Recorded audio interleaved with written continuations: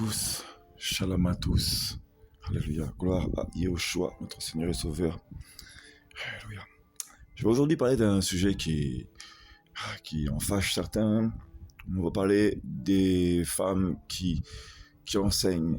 Voilà. Et on va prendre la parole pour remettre un peu les choses à leur place, pour un peu recadrer les choses et dans leur contexte. Alléluia. Je vais prendre un passage que nombreux n'aiment pas. 1 Timothée, donc 1 Timothée, chapitre 2. On va prendre juste à partir du verset 9. Donc, et de même que les femmes vêtues d'une manière décente, avec pudeur et modestie, ne se parent ni de tresses, ni d'or, ni de perles, ni d'habits somptueux, mais qu'elles se parent de bonnes œuvres, comme il convient à des femmes qui font profession de servir Elohim.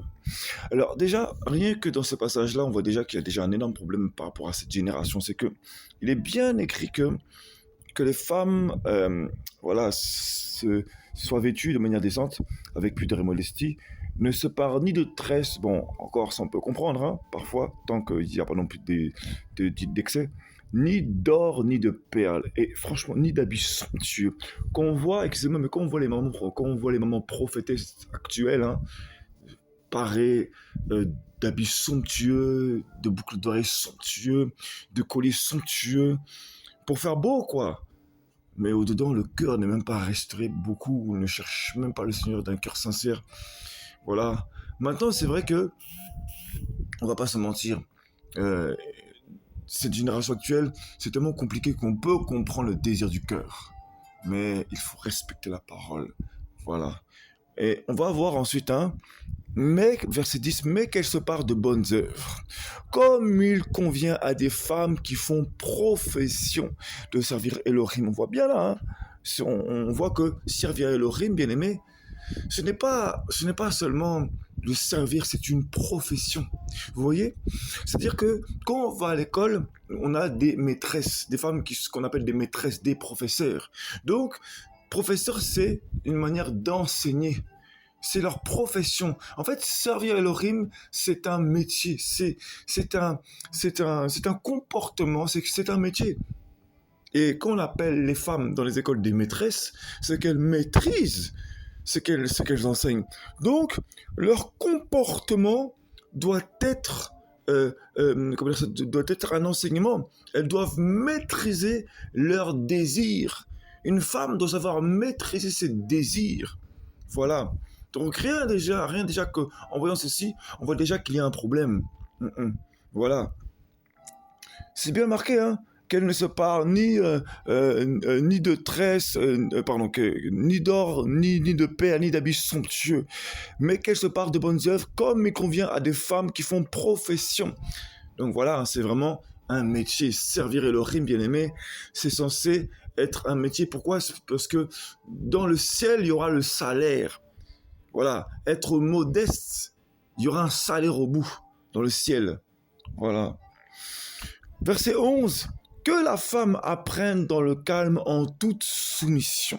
Qu'elle apprenne dans le calme en toute soumission. Verset 12, car je ne permets pas à la femme d'enseigner.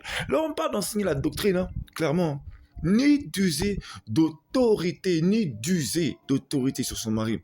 Donc, en fait, lorsque la parole dit ceci, elle ne dit pas que la femme ne doit pas prendre autorité. Parce que lorsque le mari devient un Akab, ou alors autre, quand le mari a besoin de délivrance, la femme doit prier dans le secret et prendre l'autorité. Lorsque parfois le mari exagère et qu'il veut pousser sa femme à pécher, la femme, dans le nom de Yeshua, doit prendre autorité, mais tout en le faisant dans l'amour et la sagesse. Voilà. Dans l'esprit, quoi. Que ça soit vraiment fait avec le fruit de l'esprit, tout simplement. Voilà. Donc, il ne faut pas non plus tout mélanger. Voilà. C'est-à-dire qu'elle a une autorité, mais elle ne doit pas en user. Elle ne doit pas user d'autorité. C'est ça, en fait, que la parole nous dit. Donc, il faut vraiment bien comprendre les passages. Hein. Je ne permets pas à la femme d'enseigner. Voilà. Ici, il parle d'enseigner la doctrine. Bien aimé, la doctrine a été donnée à l'homme. Vous allez comprendre pourquoi. Voilà. Ni d'user d'autorité sur son mari. Mais qu'elle soit dans le calme. Voilà, hein. Ça revient au début du verset 11, hein, que la femme apprenne dans le calme, donc qu'elle soit dans le calme. Verset 13, car Adam a été formé, car va donc traduit par Ève ensuite.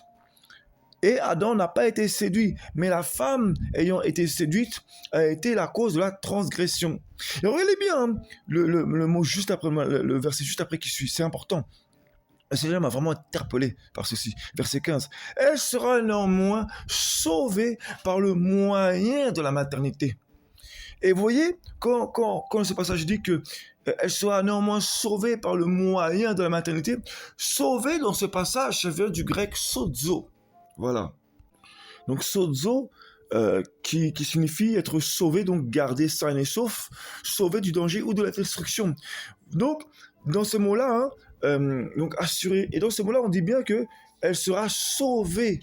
Ça veut dire que lorsqu'on est sauvé, ça veut dire que lorsqu'elle a fait manger le fruit à l'homme, c'est un grand péché devant le Seigneur. En fait, elle a voulu enseigner l'homme. L'homme, c'est lui qui a reçu le sceau.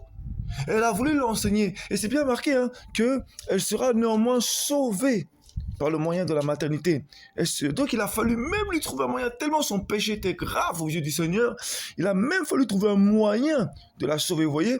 Il a même fallu un moyen il a même fallu trouver un moyen de la garder, vous voyez. Et c'est par rapport à la maternité. Voilà, voilà, par le moyen de la maternité. Donc la femme a été établie pour enseigner sa descendance, les générations, tout simplement. Voilà. Pourvu qu'elle persévère dans la foi. Pourquoi? Parce qu'il y a tellement de loups. La femme, elle est enseignée par le Saint-Esprit, tout comme l'homme. Voilà, donc forcément, parfois, quand on voit des loups ravisseurs, bah, c'est dur de garder la foi. C'est dur de ne pas vouloir se lever. Et ça, c'est la foi, de garder la parole et de la respecter. C'est dur, c'est normal. Dans l'amour et dans la sanctification, avec modestie, donc avec une certaine humilité. Avec modestie, avec une certaine image qui donne un enseignement, qui donne la profession que l'on enseigne au travers du comportement, parce que nous respectons la doctrine du Mashiach, la doctrine de la parole et le rime, parce que c'est le Seigneur, c'est l'homme qui a reçu le sceau pour enseigner la doctrine, tout simplement. Mais la femme est un instrument puissant, et regardez bien, elle a reçu un don, une grande grâce, qui s'appelle l'enfantement. L'homme n'a même pas reçu ce don. Voilà. La parole dit que celui qui enseigne sera jugé plus sévèrement. Donc, estimez-vous heureux et gracieux. Voilà. Donc, voyez un peu, elle sera sauvée au moyen de la foi. De la foi, parce que la foi est un don qui se développe. Donc, plus elle va évoluer en gardant la foi, en s'accrochant à la parole, et plus, justement, bah, sa récompense sera grande. Mais regardez bien, hein, je vous dis, beaucoup de femmes, vous serez jugées sévèrement. Parce que, au travers de ce que vous pratiquez quand vous voulez vous lever pour enseigner, vous amenez beaucoup d'âmes dans l'égarement. Et regardez bien un peu ce qui est grave aujourd'hui, vraiment. Même les hommes, beaucoup d'hommes aussi seront jugés sévèrement. Parce que, regardons bien, Apocalypse chapitre 2. Non, l'esprit de Jézabel est tellement rentré dans l'église. Hein. Apocalypse chapitre 2, on va prendre à partir du verset 24. Donc, mais je vous dis à vous et aux autres qui sont à Thyatire, à tous ceux qui n'ont pas cette doctrine et qui n'ont pas connu les profondeurs de Satan. Là, on parle de l'esprit de Jézabel. Hein. On va aller au verset 20 parce que j'aurais dû passer par là, mais bon, bref. Donc, mais j'ai quelque peu de choses contre toi. C'est que tu permets que la femme Jézabel, qui se dit elle-même prophétesse, enseigne. Donc, vraiment, Jézabel se lève pour enseigner. Enseigne et égare mes esclaves. Donc, ça veut dire elle va égarer des personnes qui ont tout lâché de leur vie pour être enchaînés au Christ, pour être enchaînés au Mashiach. Vous voyez un peu? Qui se dit elle-même prophétesse. Donc, le Seigneur ne l'a jamais établie prophétesse. Et en fait, elle va se servir des facultés, des grâces de l'Esprit du Seigneur pour enseigner le prophétique. Elle va se servir des dons, des grâces du Seigneur. Voilà. Et se déclarer elle-même prophétesse. Voilà. Elle enseigne et égare mes esclaves pour qu'ils se prostituent et mangent des choses sacrifiées aux idoles. Bon, voilà. Hein. Maintenant, je vais retourner à l'autre passage. Hein. Donc, à tous ceux qui n'ont pas connu cette doctrine et qui n'ont pas connu les profondeurs de Satan. Pourquoi les profondeurs de Satan? Vous voyez un peu? Parce que tout simplement, comment dire, la femme n'a pas été établie pour enseigner la doctrine. C'est-à-dire que la femme a été établie pour évangéliser et prêcher la parole dans les rues, exhorter, comme tout un chacun. La femme est un instrument puissant. Mais la louange est un enseignement. La prophétie est un enseignement. Les témoignages sont un enseignement. Le comportement est un enseignement, bien-aimé. Mais la doctrine, enseigner la doctrine, elle n'a pas été scellée pour ça. Voilà. Donc le fait qu'elle se lève pour enseigner la doctrine, aïe, même, elle sera jugée sévèrement. Ceux qui se lèvent pour enseigner seront jugés plus sévèrement. Donc beaucoup de femmes vont être jugées tellement sévèrement, et même les hommes qui les établissent vont être jugés tellement plus sévèrement même que les femmes même, qui se lèvent elles-mêmes. Aïe, parce que c'est les hommes qui les établissent souvent.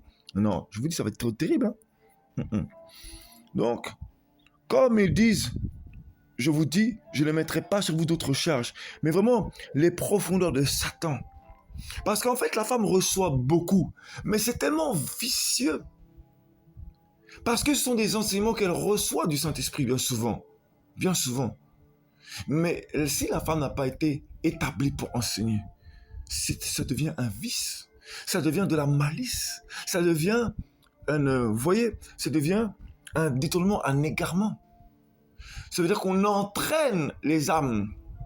Souvent les femmes là, qui vont dire, mais c'est les femmes qui vont enseigner, vont dire, nous devons avoir de l'amour les uns pour les autres. Mais si vous-même, bien-aimés, mes sœurs, si vous-même, vous avez vraiment de l'amour pour le Seigneur et de l'amour pour les âmes, dans ce cas-là, quittez de la chair, quittez ces ministères pastoraux, ces ministères d'apôtres, ces ministères d'enseignement. Quittez-les si vraiment vous avez de l'amour. Parce que lorsque vous faites ça, vous allez en l'encontre de la parole d'Élohim. Parce que, je répète, hein, le Seigneur a dit clairement dans Timothée encore, hein, je reviens sur le passage, hein, que c'est Paul qui parle là, mais de la part inspirée du Seigneur, inspirée du Saint-Esprit. Parce que la seule fois où la femme a voulu enseigner l'homme, elle a fait pécher. Tout simplement. Elle a écouté le serpent. Le serpent qui est spirituel, qui ressent les vibrations. Le serpent, celui qui fait ressentir les émotions. Combien aujourd'hui d'églises font ressentir les émotions et non pas l'inspiration du Saint-Esprit véritable. Il y a aussi tellement de spectacles. Bref, ça, il n'y a pas que chez les femmes, mais chez les hommes aussi beaucoup. Hein. Mais les hommes là, qui ont été inspirés par l'esprit d'Akab, parce qu'il n'y a pas d'esprit de Jézabel sans l'esprit d'Akab. Hein. Les hommes sont tellement corrompus, lâches. C'est pour ça que les femmes ensuite prennent la place. C'est à cause de l'homme que la femme prend la place. Parce que l'homme est devenu un Akab. L'homme est un lâche, l'homme est un peureux. L'homme est un paresseux. L'homme est corrompu. L'homme est méchant devant le Seigneur. Parce qu'il refuse de se lever pour le Seigneur. Et après, il dit, pardonne-moi Seigneur, pardonne-nous Seigneur. Prends compassion. Prends patience. Ça fait pas longtemps même qu'il est patient. Bref. Non, je vous dis. Gloire au Seigneur. Et effectivement, il y a une jeune sœur sur TikTok, parce que ça me permet d'observer un petit peu, même si parfois il y a un peu de distraction au combat. Hein. Voilà, on est vraiment le temps de combat, mais béni soit le Seigneur, il nous dévoile des choses. En tout cas, je vous dis, hein, les femmes là, vous avez reçu un don qui s'appelle l'enfantement. Je sais pas, mais ce n'est pas déjà une grâce, vous vous plaignez. Beaucoup se plaignent. C'est vrai, je reconnais que lorsque on voit autant de loups ravisseurs qui vont enseigner et font des hérésies alors que une femme dans le secret reçoit des vrais enseignements, c'est dur pour la femme de ne pas vouloir se lever. C'est dur. Aïe, aïe, aïe. Mais c'est ça la foi. C'est ça la foi, bien-aimé. C'est ça garder la modestie. C'est ça. Aïe. C'est ça avoir l'amour. Oui. Tu ne veux pas que des hommes soient égarés, alors ne te lève pas. Respecte la parole du Seigneur. Ah, le message ne va pas être aimé par tout le monde. Hein. Mais bon. Voilà. Et je vous dis, parfois, il y a des femmes, le Seigneur les aime tellement, des prophétesses. C'est des hommes, hein. J'en connais même, hein. Le Seigneur les aime tellement. J'en connais, hein. Le Seigneur les aime tellement. La dernière fois, je me disais, mais Seigneur, pourquoi? Pourquoi? Et j'ai compris que le Seigneur aime tellement ces femmes qu'il ne permet pas qu'elles puissent se lever. Il ne permet pas. Il ne le permet pas. Parce qu'il veut qu'elles soient gardées dans le secret. Il tient trop à elles. Elles veulent enseigner. Et c'est honorable parce qu'elles veulent servir. Elles brûlent le désir de servir le Seigneur. Et c'est honorable. Béni soit Elohim. Parce qu'elles craignent le Seigneur. Ce sont des guerrières. Mais le Seigneur vous aime tellement. Il veut vous garder. Voilà pourquoi les hommes ne vous laissent pas prêcher. Parce qu'ils vous aiment trop. Il ne veut pas que vous soyez condamnés sous un jugement. Il voit vos combats. Il voit l'amour. L'amour du sceau qu'il a posé sur vous. Il aime trop ce sceau qu'il a posé sur vous parce que c'est trop utile pour le royaume. Il ne veut pas que vous soyez condamnés, jugés. Il tient à vous. Il veut vous garder, il veut vous préserver. Alors si vous voulez, vous pouvez pleurer. Vous pouvez vous plaindre auprès du Père. Mais il vous aime tellement. Gardez cette grâce. C'est compréhensible que vous vous plaignez. Sœur dans le Seigneur, bien-aimée, dans le Seigneur, c'est compréhensible. Quand vous recevez des grâces, des enseignements, et que vous voyez autant de loups, de faux bergers, vous avez envie de vous lever, de prêcher. Mais c'est évident, c'est la tentation. Mais restez modeste, restez simple, parce que le Seigneur vous aime tel que vous êtes. Alléluia. Voilà. Et donc, comme je disais tout à l'heure, le Seigneur donc vous a donné une grâce de pouvoir enfanter. C'est une chose qui n'a pas été donnée à l'homme, ça. Enfanter n'a pas été donné à l'homme. L'homme peut enseigner, mais vous pouvez donner la vie. Aïe, ça c'est un don que l'homme n'a pas reçu. Aïe, même. Va trouver un homme là, ça c'est contre nature. Va trouver un homme qui fait ça là, c'est contre nature même.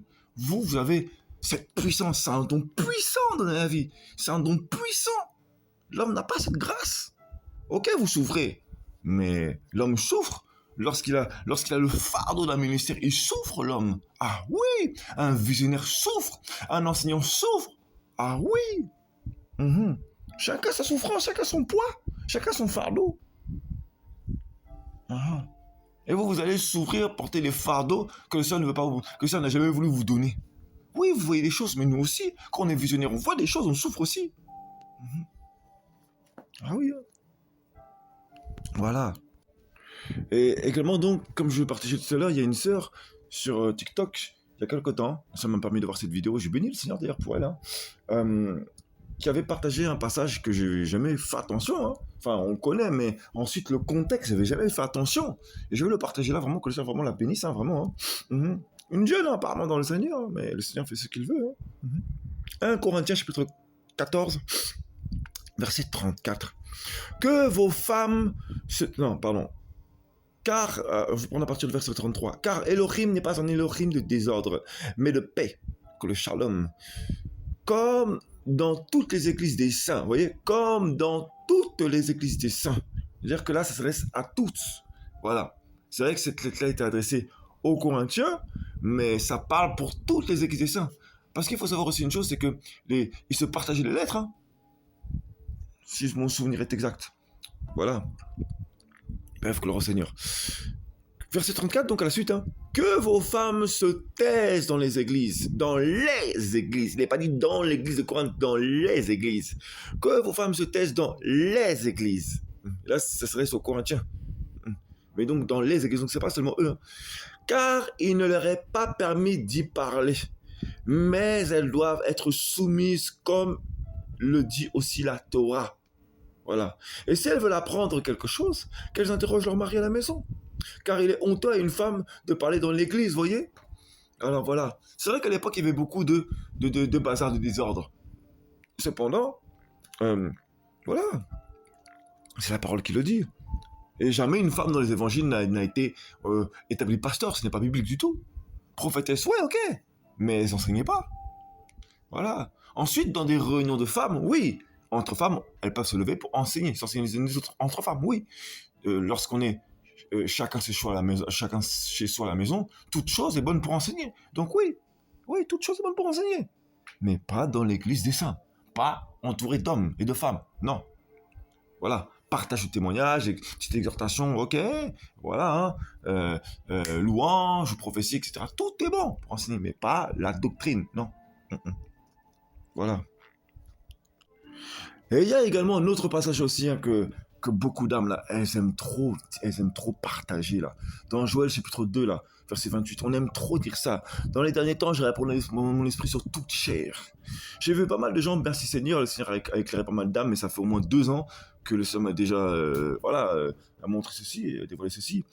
Oui, effectivement, ouais, il va déverser son esprit sur toute chair, vos fils et vos filles prophétiseront. Oui, il parle du don de prophétie. Il n'a pas dit vos fils et vos filles enseigneront. On parle du don. C'est tout. On parle du don de prophétie. Chacun est capable de recevoir des visions, des prophéties, même des interprétations des songes, etc. Voilà. Chacun reçoit un don. Faut pas non plus tout mélanger. C'est pas la doctrine de l'enseignement. Ça n'a rien à voir. On ne parle pas des ministères. Là, ça n'a rien à voir du tout. Vraiment. Et nombreux, je vous dis, juste parce que comment dire ça, juste parce que ils ne veulent pas entendre la vérité, ça les arrange de prendre ces passages-là sans comprendre même le contexte de ce passage, parce qu'on parle de l'effusion de l'esprit. Voilà, donc faut arrêter de tout mélanger aussi. Et donc pour en revenir à Genèse en lien avec 1 Timothée, donc hein, lorsqu'elle a fait pécher Adam, c'était grave parce qu'en fait Adam avait le sceau. Donc lorsqu'elle a fait pécher l'homme, on ne touche pas à un oin. On ne touche pas à un oin. Même si c'était sa moitié. On ne touche pas à un oin. C'est pourquoi il a fallu qu'elle soit sauvée. Il fallait qu'elle soit sauvée par le moyen de la maternité. C'est-à-dire il fallait lui trouver une charge. Il fallait lui trouver une charge. Donc vraiment, il fallait qu'elle soit délivrée. En fait, ça a été une délivrance. On ne touche pas. Non, elle a fait pécher quelqu'un qui avait le sceau. Parce que l'homme est venu avant, hein. Donc c'était lui qui avait le sceau. Elle a voulu prendre son sceau. Aïe. Voilà pourquoi elle souffre maintenant. Ah oui. Mais ça ne suffit pas. La femme veut toujours. Et je ne dis pas, hein, quand je dis la femme veut toujours, bien évidemment, le Saint-Esprit enseigne. Donc, c'est tout à fait compréhensible. Mais c'est pour ça qu'il faut se maîtriser. Comme il convient à une femme pardon, que je reprenne le passage. Comme il convient à des femmes qui font profession de servir Elohim. Donc, vraiment, si vous voulez vraiment servir le Seigneur, sachez maîtriser vos désirs. Voilà, donc c'était vraiment le message que je voulais partager. Gloire au Seigneur. Je vous dis, on est vraiment dans un temps où c'est rempli de Jézabel, rempli de Jézabel, comme pas possible. Des femmes, même des pasteurs ou des apôtres, des prophètes qui laissent leurs femmes prêcher. J'en vois plein. Waouh, j'en vois plein. C'est un temps, mais c'est une abomination ces derniers temps, vraiment, quoi. Voilà. Gloire au Seigneur. Gloire à Yahushua, notre Seigneur et Sauveur, Jésus-Christ de Nazareth, le roi des rois, celui qui a vaincu le Hadès pour nous. Alléluia, pour que nous recevions la vie en abondance. Et vraiment, mes sœurs bien-aimés, vous qui voulez enseigner, soyez vraiment encouragés, fortifiés. Parce que c'est pas facile, je peux comprendre ce désir ardent. Mais enseignez-vous les unes les autres. Voilà.